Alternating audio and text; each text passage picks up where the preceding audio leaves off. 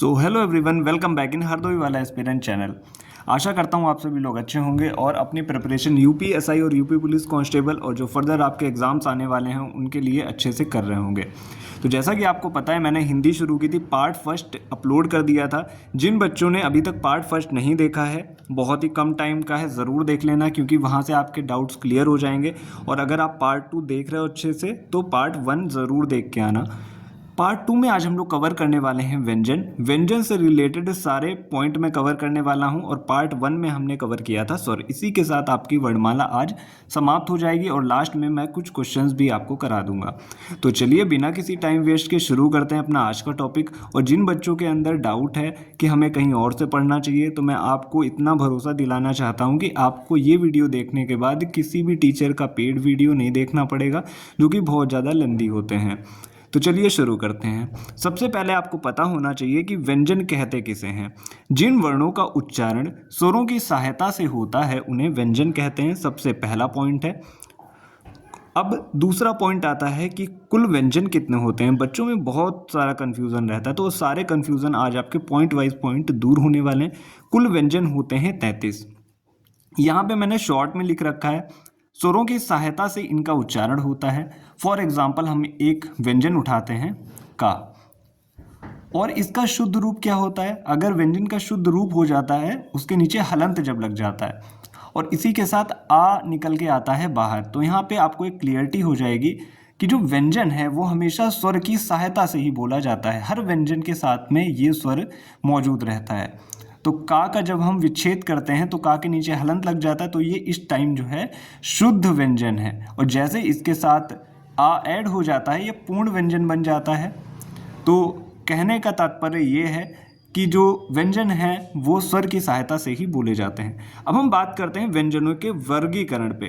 तो पहले बात करते हैं उच्चारण के आधार पर व्यंजनों का वर्गीकरण कितने भागों में किया गया है। तो उच्चारण के आधार पर व्यंजनों का वर्गीकरण कुल 6 भागों में किया गया है। सबसे पहले बात कर लेते हैं कंठ से उच्चारित व्यंजन। तो का वर्ग जो है वो कंठ से उच्चारित होता है, का खा गा घा णा, और इसमें हा भी आ जाता है। आपको बार बार ना पढ़ना पड़े इसीलिए मैंने यहीं पे लिख दिया है। तालु की बात करें यानी तालव्य से, जो चा वर्ग है उसका उच्चारण होता है चा छ ज झ वा, या और शा भी तालव्य से ही उच्चारित होते हैं। बात कर लेते हैं, अगला पॉइंट है मूर्धन्य। तो टा वर्ग जो है वो मूर्धा से उच्चारित होता है, टा ठा डा ढा णा, रा और शा का उच्चारण भी मूर्धा से ही होता है। बात करते हैं दंत से। तो ता वर्ग पूरा जो है वो दंत से उच्चारित होता है, यानी कि इसमें दांत का उपयोग होता है। ता था दा धा ना, जैसे ही आप बोलोगे तो आप फील करोगे कि आपकी जो जीवा है यानी जीभ वो दांत को टच कर रही है। और ला और सा भी दंत से ही उच्चारित होते हैं। बात कर लेते हैं ओष्ठ से, यानी कि अपने जो होंठ होते हैं उनसे पा वर्ग जो है पूरा उच्चारित होता है, पा फा बा भा मा। और लास्ट है नासिक के, यानी नाक से। तो जो प्रत्येक वर्ग होता है, अगर वर्ग आपको याद नहीं होते हैं तो शॉर्ट ट्रिक होती है इसकी, क चट तप, का वर्ग चा वर्ग टा वर्ग ता वर्ग और पा वर्ग का जो अंतिम अक्षर होता है, आप यहाँ पे देख पा रहे होंगे, उन्हीं को नासिक के कहते हैं। इनका उच्चारण नाक से होता है। अब हम चलते हैं नेक्स्ट पॉइंट पे। आई होप बच्चों की यहाँ तक चीज़ें काफ़ी क्लियर हो गई होंगी। डिस्कस करते हैं अगला पॉइंट। जैसा कि मैंने अभी आपको बताया कि अंतिम जो वर्ड होता है प्रत्येक वर्ग का, तो उसे कहते हैं नासिक के। बात कर लेते हैं वा की। वा का जो उच्चारण स्थान होता है दंत ओष्ठ होता है। कई बार बच्चे इसमें कंफ्यूज रहते हैं, 4 ऑप्शन दे देगा आपको उच्चारण स्थान के और पूछेगा कि वा का उच्चारण स्थान क्या है, तो आपको टिक करना है दंत ओष्ठ। अब हम बात करते हैं प्राणत्व के आधार पे व्यंजनों का वर्गीकरण। एक एक पॉइंट को बड़े ही ध्यान से सुनिएगा। प्राणत्व के आधार पर व्यंजनों का वर्गीकरण 2 प्रकार से किया गया है, अल्प प्राण और महाप्राण। बात कर लेते हैं अल्प प्राण की। तो इनके उच्चारण करते समय जो मुख से निकलने वाली वायु है वो कम मात्रा में निकलती है, इसीलिए इनको कहते हैं अल्प प्राण। प्राण का मतलब हो गया वायु, अल्प का मतलब हो गया थोड़ा। जब कम मात्रा में वायु निकले तो वो कहलाते हैं अल्प प्राण। और मेन होता है रूल याद करना कि अल्प प्राण कौन से होते हैं, महाप्राण कौन से होते हैं। बच्चे बहुत बार कंफ्यूज हो जाते हैं। तो आपको पता है कि प्रत्येक वर्ग में 5 अक्षर होते हैं। जैसे हम का वर्ग ले ले, का खा डा ढा णा, का खा गा घा णा। तो आप यहाँ पे देख रहे होंगे कि प्रत्येक वर्ग का पहला, तीसरा और पांचवा अक्षर जो है वो अल्प प्राण कहलाता है। तो जो ऑड नंबर्स होते हैं वो अल्प प्राण में चले जाएंगे, आप लोग ये याद रखिएगा। और इन्हीं के साथ में जुड़ जाते हैं अंतस्थ व्यंजन या, रा, ला, वा। अगर आपसे पूछता है अल्प प्राण के लिए, आपको केवल इतना याद रखना है कि प्रत्येक वर्ग का पहला, तीसरा, पांचवा और अंतस्थ व्यंजन जो यारा लावा होते हैं वो होते हैं अल्प प्राण। फॉर एग्जाम्पल मैंने का वर्ग यहाँ पे ले लिया है, का, खा, गा, घा, णा। तो आप लोग यहाँ पे देख पाओगे अल्प प्राण अगर आपसे पूछेगा तो ये पहला हो गया, तीसरा हो गया और पांचवा हो गया, तो ये हो गए अल्प प्राण। और अगर आपसे महाप्राण पूछता है तो महाप्राण होता है दूसरा और चौथा। इसको हम अगले पॉइंट में डिस्कस कर लेते हैं। फिलहाल तो मैंने अल्प प्राण डिस्कस करने के लिए ये वाला एग्जाम्पल उठाया है। तो अल्प प्राण जब भी आपसे पूछे तो आप काउंट कर लेना, पहला, तीसरा, पांचवा हमेशा अल्प प्राण होता है प्रत्येक वर्ग का, चाहे वो का वर्ग हो, चा वर्ग हो, टा वर्ग हो या ता वर्ग हो या पा वर्ग हो। और उसी के साथ में जो हमारे अंतस्थ व्यंजन होते हैं वो भी अल्प प्राण में आ जाते हैं। जब आप इनको बोलोगे या, र, ला, वा, तो आप लोग पाओगे कि कम टाइम में इनको हम बोल पा रहे हैं, तो ये अल्प प्राण इसीलिए हैं। अब हम बात करते हैं महाप्राण की। अब महाप्राण की बात कर लेते हैं। इनके उच्चारण में मुख से निकलने वाली वायु जो है अधिक मात्रा में निकलती है, इसीलिए इनको कहते हैं महाप्राण। शब्द से ही स्पष्ट हो रहा है महाप्राण यानी कि जिस उच्चारण में अधिक वायु निकले वो महाप्राण कहलाता है। अब इसका रूल हम लोग डिस्कस कर लेते हैं। तो मैं आप लोगों को जल्दी से रूल समझा देता हूँ। प्रत्येक वर्ग का दूसरा और चौथा वर्ण जो है वो महाप्राण कहलाता है। और उसी के साथ में हमारे जो ऊष्मीय व्यंजन होते हैं शा, सा और हा क्या कहलाते हैं, महाप्राण कहलाते हैं। फॉर एग्जाम्पल अभी मैंने आपको एक एग्जाम्पल दे रखा था, फिर से आप लोग देख सकते हैं, का, खा, गा, घा, णा, का। तो इसमें जो दूसरा और चौथा वर्ण है खा और घा, ऐसे ही अन्य वर्गों में भी चा वर्ग को भी आप ले लें तो उसमें भी दूसरा, चौथा, टा वर्ग को ले लें, ता और पा वर्ग को ले लें, उसमें भी सब में दूसरा और चौथा हमेशा महाप्राण होगा। तो यहाँ पे आपका देखिए अभी क्लियर हो जाएगा डाउट। अल्प प्राण में पहला, तीसरा, पांचवा, महाप्राण में दूसरा और चौथा। जिन बच्चों की समझ में नहीं आ रहा है वीडियो को दोबारा से देख लीजिएगा, नोट्स बना के रिवीजन कर लीजिएगा, चीज़ें आपको क्लियर हो जाएंगी। चलते हैं अगले पॉइंट पे, बात कर लेते हैं अगले पॉइंट की। घोषत्व के आधार पे यानी कि स्वर तंत्रियों में कंपन के आधार पे दो प्रकार से बांटा गया है, अघोष और सघोष। अघोष किसे कहते हैं, बड़े ही ध्यान से सुनिएगा। आ का मतलब होता है नहीं, किसी भी शब्द के आगे आ लग जाए तो उसका मतलब होता है नहीं, यानी कि उच्चारण में कंपन ना हो। जब हम किसी वर्ण को बोलें और बोलते समय स्वर तंत्रियों में कंपन ना हो तो वो अघोष कहलाते हैं। सघोष की बात करें, सघोष का मतलब उसके साथ, यानी कि उच्चारण करने पर जब कंपन हो तो कहलाता है सघोष। अब हम रूल की बात कर लेते हैं, मोस्ट इंपॉर्टेंट है। अघोष की बात कर लेते हैं तो प्रत्येक वर्ग का पहला, दूसरा और जो हमारे ऊष्म व्यंजन होते हैं शा, सा, इसमें 3 आते हैं, हा इसमें नहीं आता है, तो ये अघोष के अंतर्गत आते हैं, याद रखिएगा। सघोष की बात करें जिसमें कंपन होता है तो प्रत्येक वर्ग का तीसरा, चौथा और पांचवा, और यहाँ पे या, रा, ला, वा और हा और अंग और अहा योग वा भी सघोष हो जाते हैं। तो आप लोग जब इनको बोलोगे अंग अंग बोलोगे या आहा बोलोगे तो आपको ऐसा लगेगा कि गले में हल्का सा वाइब्रेशन हो रहा है, कंपन सा हो रहा है। या, रा, ला, वा, हा जब आप बोलोगे तो भी आपको लगेगा कि गले में कंपन हो रहा है, तो आप तुरंत समझ जाना ये सघोष होते हैं। और प्रत्येक वर्ग का तीसरा, चौथा, पांचवा सघोष कहलाता है। फिर मैंने एक एग्जाम्पल यहाँ पे लिख दिया आपको अघोष और सघोष समझाने के लिए। अगर पूछता है कि इसमें से अघोष कौन से, मैंने आपको बता रखा है कि पहला और दूसरा हमेशा होता है अघोष, और सघोष पूछता है तो तीसरा, चौथा और पांचवा। यहाँ पे नंबरिंग कर देते हैं, पहला, दूसरा, तीसरा, चौथा, पांचवा। अघोष में हमेशा पहला, दूसरा अघोष होगा। सघोष पूछता है तो तीसरा, चौथा और पांचवा हमेशा सघोष होता है। आई होप आपको ये चीज़ें क्लियर हो गई होंगी। अब हम बात करते हैं प्रयत्न के आधार पर व्यंजनों का वर्गीकरण। तो प्रयत्न के आधार पे बात करते हैं। सबसे पहले नंबर पे आता है स्पर्श व्यंजन। इनकी संख्या होती है 25, जो किसी न किसी भाग को स्पर्श करते हैं। मैंने अभी आपको बताया था का वर्ग हमेशा कंठ से बोला जाता है, चा वर्ग तालु से बोला जाता है, टा वर्ग मूर्धा से बोला जाता है, ता वर्ग दांत से और पा वर्ग ओठ से। और आपको सीक्वेंस में बता दूं, सबसे पहले कंठ आता है नीचे, फिर उसके बाद तालु, फिर मूर्धा, फिर दांत और फिर ओष्ठ। कई बार आपसे उच्चारण का क्रम भी पूछ लेता है, तो तो ये भी याद रखिएगा, कंठ, तालु, मूर्धा, दांत और ओष्ठ।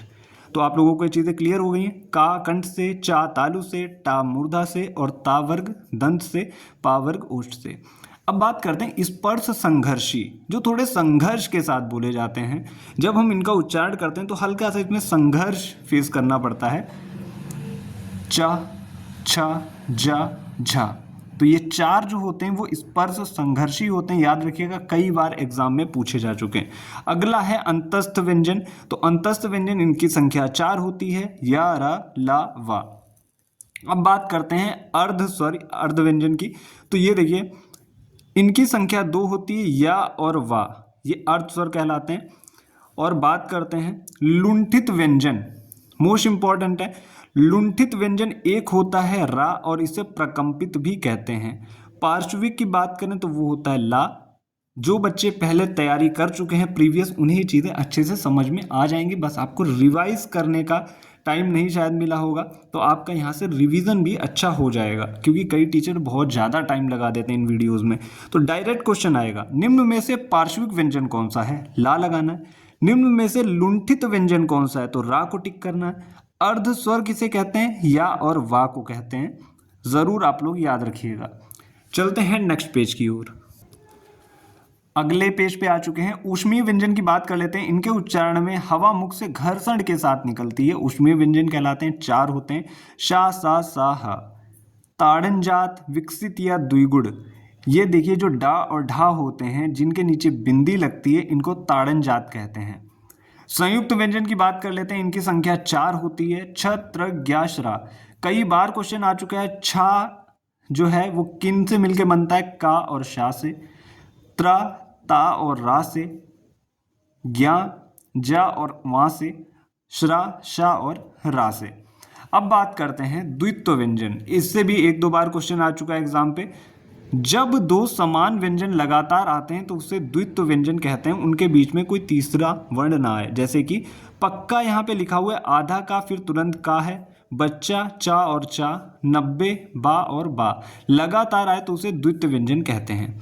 और मोस्ट इंपॉर्टेंट पार्ट जो था इस वीडियो का वो था रा के रूप। कई टीचर आपको पढ़ाएंगे, कई टीचर आपको नहीं पढ़ाएंगे, लेकिन मैंने कोशिश की है सारी चीज़ें कवर करने की। तो देखिए, रा का एक पदेन रूप होता है। पदेन का मतलब होता है जो पैरों में रा लगता है, किसी भी अक्षर के नीचे रा जो लगता है इस टाइप से, तो इसको पदेन रूप कहते हैं। ये 2 टाइप का होता है, एक तो आप देख लीजिए इस टाइप का होता है, और एक होता है इस टाइप का। जैसे ड्रम हम लिखते हैं या ड्रेस लिखते हैं तो इसके नीचे ये वाला रा लगता है, और इसे कहते हैं पूर्ण रा। आपसे क्वेश्चन कैसे पूछेगा, यूपीएसआई में मोस्टली फेवरेट क्वेश्चन है, पूछता है कि निम्न में से किस शब्द में पूर्ण रा का प्रयोग हुआ है। आप लोग याद रखिएगा, जो पैरों में चीज़ है नीचे लगी है वो हमेशा पूरी होगी, और रेफ वाला जो रा होता है इसको रेफ वाला रा कहते हैं, जो ऊपर लगता है। ये रा का रेफ रूप होता है। जैसे धर्म और कर्म, ये हमेशा आधा रा होता है। तो यहाँ पे मैंने नहीं लिखा था, इसमें लिख दिया, ये आधा रा कहलाता है और ये पूर्ण रा कहलाता है। एक शब्द आपको दे देगा, बोलेगा क्वेश्चन में कि निम्न में से किस शब्द में अर्ध रा है, तो ऊपर जो रा लगता है वो हमेशा आधा होता है, जो रा नीचे लगता है वो हमेशा पूर्ण होता है। अब बात करते हैं, बच्चों को कंफ्यूज नहीं होना है कि अगर आपको शब्द देता है कि निम्न में किस शब्द में रा है, और अगर इस टाइप से ये रा लगता है तो ये रा का रूप नहीं है। आप लोग कंफ्यूज मत होना, ये पृथ्वी है, ये री है, ना कि रा। तो आई होप आपको कंफ्यूजन क्लियर हो गया होगा। व्यंजन हो गया है समाप्त। अब चलते हैं कुछ प्रैक्टिस क्वेश्चन जो यूपीएसआई, एमपीएसआई या यूपी पुलिस कांस्टेबल में अभी तक पूछे जा चुके हैं, और इसके बाद मैं आपको प्रैक्टिस क्वेश्चंस कराता रहूँगा, जिससे वर्णमाला में से आया हुआ एक भी क्वेश्चन आपका स्किप ना हो। तो चलते हैं प्रैक्टिस क्वेश्चंस की तरफ। तो ये कुछ क्वेश्चंस थे जो पिछले सालों में आ चुके हैं। जो भी बच्चे सीरियस हैं, जिन्होंने लास्ट तक वीडियो देखा है, आपकी मेहनत जो है ज़ाया नहीं जाएगी।